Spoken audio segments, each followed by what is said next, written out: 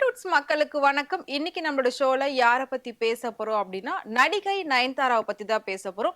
நயன்தாராவ பத்தின நெறைய சுவாரஸ்யமான விஷயங்கள்லாம் இப்ப வந்திருக்கு. ஸோ அத பத்தி தான் நம்ம பேச போறோம். வாங்க பார்க்கலாம். கொஞ்ச நாளாவே நயன்தாரா மேல நெறைய பிரச்சனைகள் வந்துகிட்டே இருக்கு. அதுக்கு காரணம் நயன்தாராவா? இல்ல அவங்களுடைய டைமா? அப்படின்னு பேசப்படுது. ஸோ அந்த வகையில இப்போ மூக்குத்தி அம்மன் 2 படத்தோட ஒரு பூஜை பிரம்மாண்டமா நடந்துச்சு. அந்த பூஜைக்கு முன்னாடி பார்த்தீங்கன்னா, நயன்தாரா மூக்குத்தி அம்மன் 1ல பண்ணியிருப்பாங்க. அந்த படம் ரொம்ப பிளாக் பஸ்டர் ஹிட் அடிச்சது. அதுல நயன்தாரா சாமி கெட்டப்ல ரொம்ப அழகா நடிச்சிருப்பாங்க. அது எல்லா இடத்துலயுமே பேசு பொருளா இருந்தது. ரொம்ப நல்லா இருக்கு அப்படின்னு வந்து சொல்லியிருந்தாங்க.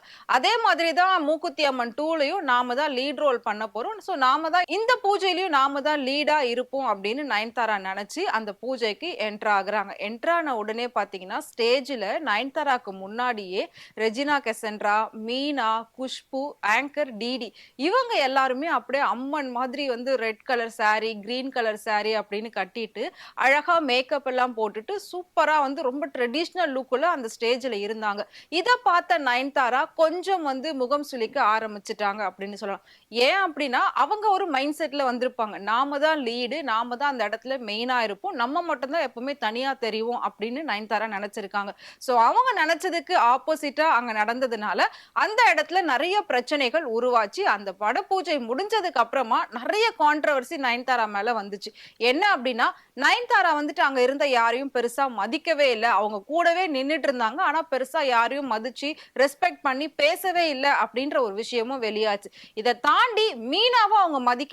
மீனா எவ்ளோ பெரிய ஒரு ஹீரோயினா இருந்தவங்க 80கள்லயும் சரி, 90கள்லயும் சரி. அப்படி இருக்கும்போது அதுவும் குஷ்பு அவங்க எவ்ளோ பெரிய ஒரு ஆளு. சோ இப்போ சுந்தர் சி தான் இந்த படத்த டைரக்ட் பண்றாரு. சோ அவங்க வந்திருக்காங்க. பட் அவங்க கிட்டயே இவங்க வந்து ஒரு ரெஸ்பெக்ட்டா பேசல. எந்த ஒரு ரியாக்ஷனுமே காட்டல. ரொம்ப ஒரு மாரி சைலன்ட்டா, லோன்லியா பிடிக்காத இடத்துல நம்ம கலந்துக்கிட்டா எப்படி இருப்போம்? அந்த மாதிரி தான் நயன்தாரா அந்த பூஜையில பிஹேவ் பண்ணாங்க அப்படின்னு சொல்லி நெறைய கான்ட்ரோவர்ஷியான விஷயங்கள்லாம் வந்திருந்துச்சு. சோ அதையும் நாம எல்லாமே பார்த்திருப்போம். கண்டிப்பா கேட்டிருப்போம். இது எல்லாத்தையும் தாண்டி ரெஜினா கெசன்ட்ரா அவர்கள் வந்து ஸ்டேஜ்ல வச்சு ஒரு செல்ஃபி எடுத்திருந்தாங்க. சோ அந்த செல்ஃபியுமே வந்துட்டு நீங்க இப்படியெல்லாம் எடுத்து போஸ்ட் பண்ணிட்டீங்க அப்படின்னா, எல்லா விஷயமும் மக்களுக்கு தெரிஞ்சிரும். இதுல இவ்ளோ பேர் நடிக்கிறாங்க, இப்படியெல்லாம் இருக்கு அப்படின்றது தெரிஞ்சிரும். எதுக்கு செல்ஃபி எடுக்குறீங்கன்னு சொல்லி அவங்க டைரக்ட்டா கேட்காம, இன்டைரக்ட்டா நயன்தாரா கேட்டிருக்காங்க. யார கேட்டிருக்காங்க அப்படின்னா, அவங்களோட மேனேஜர், அவங்களோட டீம் கிட்ட போயிட்டு பயங்கரமா கோவப்பட்டு கத்தியிருக்காங்க. இங்க என்ன நடக்குது? இங்க வந்து நான் லீட் ரோல் பண்றேன்னா, அவங்க எல்லாரும் பண்றாங்களா? எந்த ஒரு டிஃபரெண்ட்டுமே இல்லையே! எல்லாரும் எப்படி இப்படி ஒரே மாதிரி ஸ்டேஜ்ல வந்து நிக்க முடியும்? அப்ப எனக்கான வேல்யூ அங்க எப்படி வந்து பார்க்கப்படுது? எப்படி மதிக்கப்படுது? அப்படின்னு நயன்தாரா ஃபீல் பண்ணியிருக்காங்க. ஸோ ஃபீல் பண்ணது மட்டும் இல்லாம, இது வந்துட்டு ஒரு பெரிய சர்ச்சையா ஆயிருக்கு. என்ன அப்படின்னா, அவங்களோட டீம் வந்து வெளியில போயிட்டு, மேம் இந்த மாரி கோவப்படுறாங்க, இப்படி கேட்கறாங்க அப்படின்லாம் சொல்லும்போது, சுந்தர் சிக்கு வந்துட்டு நயன்தாரா மேல ஒரு சின்ன மன வருத்தம் ஏற்பட்டிருக்கு. அந்த மன வருத்தத்தோடவே அடுத்து என்ன பண்ணியிருக்காங்கன்னா, ஷூட்டிங்கும் ஸ்டார்ட் பண்ணியிருக்காங்க. ஷூட்டிங் ஸ்டார்ட் பண்ணதுக்கு அப்புறமா நயன்தாரா என்ன பண்ணியிருக்காங்கன்னா, ஒரு காஸ்டியூம் குடுத்து, "இத நீங்க போட்டுக்கோங்க" அப்படின்னு சொல்லும்போது, "இல்ல இந்த காஸ்டியூம் எனக்கு புடிக்கல. இத நான் போட மாட்டேன்" அப்படின்னு சொல்லியிருக்காங்க. திரும்பவும் சுந்தர் சி வந்து அசிஸ்டன்ட் டைரக்டர் கிட்ட சொல்லி, "இதுதான் அவங்க போடணும். நீங்க போய் சொல்லுங்க" அப்படின்னு சொல்லியிருக்காங்க. சோ அவர் போயிட்டு சொன்னதுக்கு அப்புறமா நயன்தாரா அந்த காஸ்டியூம போட்டுட்டு வந்து அந்த ஷூட்ட பண்ணி முடிச்சிருக்காங்க. இதே மாதிரி அடுத்த நாளும் என்ன ஆயிருக்கு அப்படின்னா, இன்னொரு காஸ்டியூம் குடுத்து அனுப்பி, "இத போட்டுட்டு வர சொல்லுங்க" அப்படின்னு சொல்லியிருக்காங்க. அதே மாதிரி அந்த அசிஸ்டன்ட் டைரக்டர் போயிட்டு நயன்தாராட்ட காஸ்டியூம குடுத்து போடுங்க அப்படின்னு சொல்லும்போது, அவங்க போட முடியாதுன்னு சொல்லி அந்த டைரக்டர் பயங்கரமா திட்டியிருக்காங்க. திட்டினது மட்டும் இல்லாம, அவர் என்ன பண்ணியிருக்காரு, டைரக்ட்டா போயிட்டு சுந்தர் சி கிட்ட சொல்லியிருக்காரு. அவங்க இப்படி போட மாட்டேன்னு சொல்றாங்க. அது மட்டும் இல்லாம என்னையும் ரொம்ப திட்டிட்டாங்க. இதுக்கப்புறம் நான் இந்த படத்திலேயே வொர்க் பண்ற மாதிரி இல்ல சார். என்ன விட்டுருங்க அப்படின்னு சொல்லி அந்த அசிஸ்டன்ட் டைரக்டர் சொல்லிட்டு போயிட்டதாவுமே ஒரு நியூஸ் வந்திருக்கு.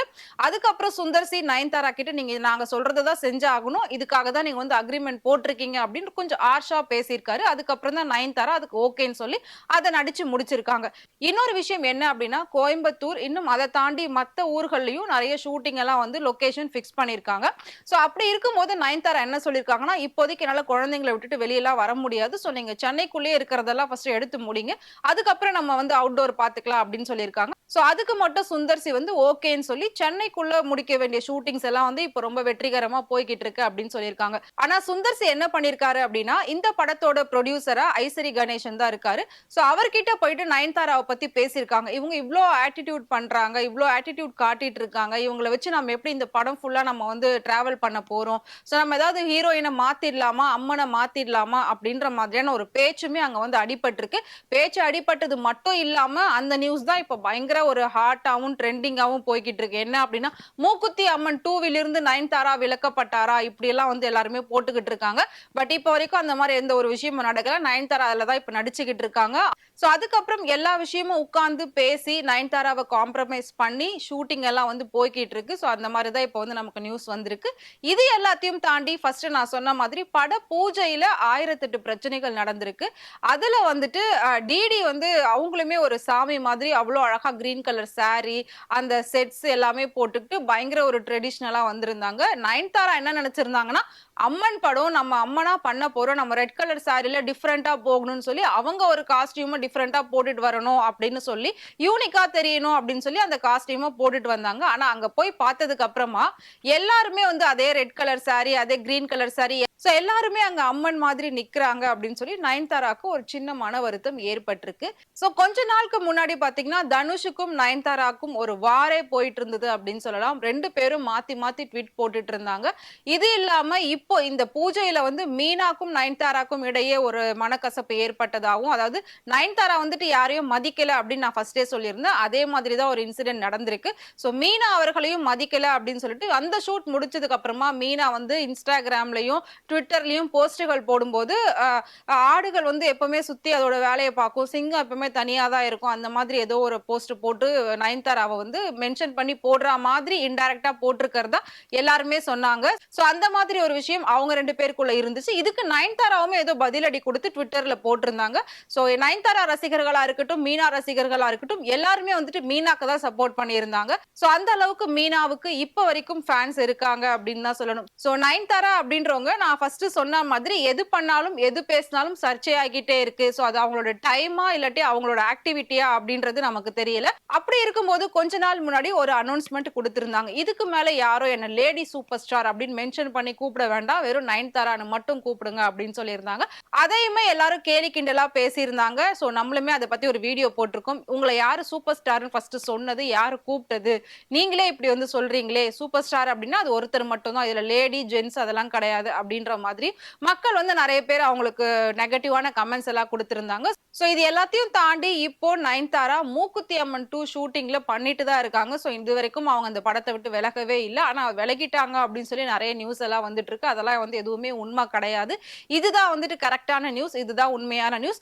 கொஞ்ச நாளாவே நயன்தாராவோட ஆக்டிவிட்டீஸ் எல்லாமே ரொம்ப ஆட்டிட்யூடா மாறிக்கிட்டு இருக்கு. ரொம்ப அவங்க வந்துட்டு ரக்கடா நடந்துக்கிறாங்க. ஃபேன்ஸ் கிட்டயுமே சரி, எல்லா இடத்துலயும் ஷூட்டிங் ஸ்பாட்லயும் சரி, அவ்ளோ ஒரு பொலைட்டா, அவ்ளோ ஒரு காமா இருந்த ஆக்ட்ரஸ் இன்னைக்கு ஏன் இவ்ளோ ஓவர் ஆட்டிட்யூட் காட்டுறாங்க அப்படின்னு சொல்லி பல பேர் வந்து நயன்தாராவ கேள்விகள் கேட்டுட்டு வராங்க. என்ன அப்படின்னா, நயன்தாராவோட தரப்புல இருந்து ஒரு பதில் வந்திருக்கு. என்னன்னா, இதுக்கு முன்னாடி நெறைய பேர்கிட்ட நான் எப்பவுமே எல்லா இடத்துலயுமே ரொம்ப காமா, ரொம்ப குவைட்டா தான் இருந்தேன். ரொம்ப சைலன்ட்டா தான் இருந்தேன். ரொம்ப ஃப்ரெண்ட்லியா பழகுனேன்.